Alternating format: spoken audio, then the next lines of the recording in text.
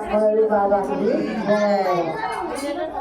यदि कोई फूल ले आवता, केहू बेलपत्र ले आवता, केहू भांग धतूर ले आवता, दावना मरुआ ले आवता, सेवक लोग का कहता हे माली हमरा खातिर तू अड़ौल का हार गांठ के लोग मांगता कितना लगे पड़े।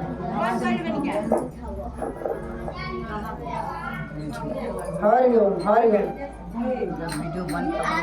कोई फूल के हार मांगता जे बिहान ले आनी माई के स्थापना हुए माइयो तैयार बानी, कैसे तैयार बानी मैया का सजावे के बा, फूल चाहिए, दावना चाहिए, मरुआ चाहिए, सुंदरी सब मने सेवक लोग चली भैया दीदी बाजा के बाने बा काका लागी माई के कलसा लागी। तब कहता लो सेवक लो हे माली तू सुबह उठ के फूल ले आ दियो हार उठ के सवेरे माई के हारवा चढ़ी। कैसे कहता लो सेवक लो माली से, कैसे आदेश करता लो, कैसे हुकुम करता लो। सुतला से उठले सेवका माली के जगवाले। सुतला से उठले सेवका माली के जगवाले। सुतला से उठले सेवका माली के जगवाले। सुतला से उठले सेवका माली के जगवाले। मालिन के जगवाले हो मालिन के जगवाले। मालिन के जगवाले